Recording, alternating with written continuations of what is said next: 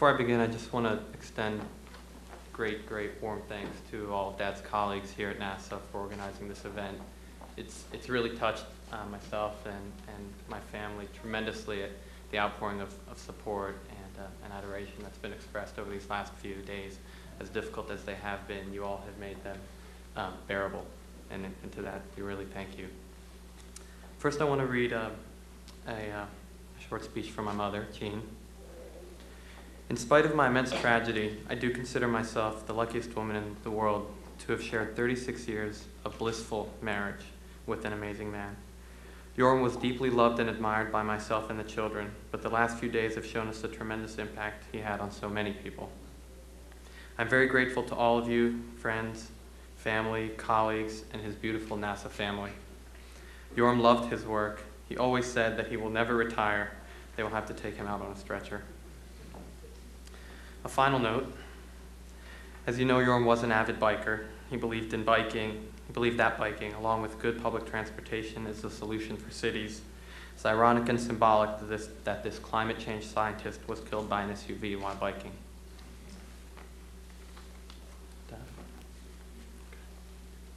I'll read from my sister, Daphne, about Abba. Abba is the Hebrew word for father. In your wonderful emails and messages, many of you described my father as radiating light, as illuminating. It's true, my father was so special we often jokingly said he was from another planet. Who can be so good, so smart, so full of love? He was otherworldly. But the paradox is how connected to life and people, how humble he was. Most of you know him as a dear friend and colleague. As a father, he was above and beyond anything you can imagine. We always knew that he would do anything we asked, drop anything to spend time with us. Just one of millions of examples. 3 days prior to the accident, my husband and I left for Paris. We were to be away 2 months, and I worried about my dog, whom my parents were taking care of.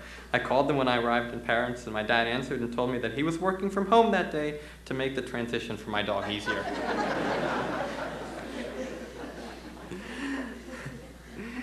I was not surprised. My Abba does everything for me, my brother and my mother. We're used to it like we're used to his smile, his advice, his easy way of analyzing any person or situation, and effortlessly gleaning the most profound and clear insight, his enjoyment of everything he did, and his love. From Daphne. My father knew that I'm pregnant. Daphne is pregnant. That he would soon be a grandfather. Now I just hope that the baby will be okay and that he or she will have a part of my father. I will try all my life to be guided by the quotations of my father that fill my thoughts and to use his philosophies of life the way he lived life as a guide, as my guide.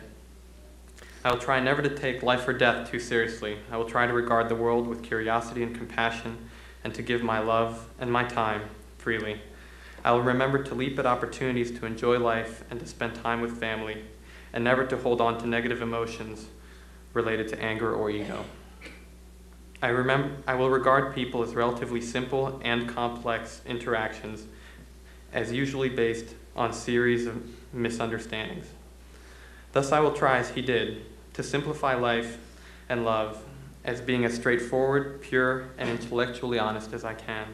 I will strive to accept people and the world, however strange and cruel as it may seem, as a natural part of life, and to use this acceptance to better appreciate all the beauty that can still be drawn from my time on this planet.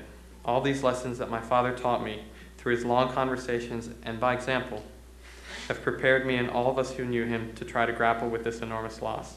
I do not have the strength and the integrated philosophy that characterized my father's approach to life, but at least I have the most bright and shining example in my memory of him to guide me.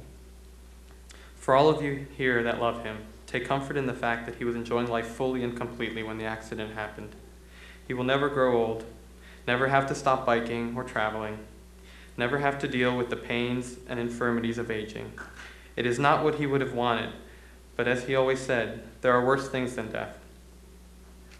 Obviously, there's nothing worse for us than now having to imagine life without him, but in regarding his life, we can be calm, content, and happy. I love you, Abba. I'm so lucky to have been born to you and to have been your daughter. Daphne.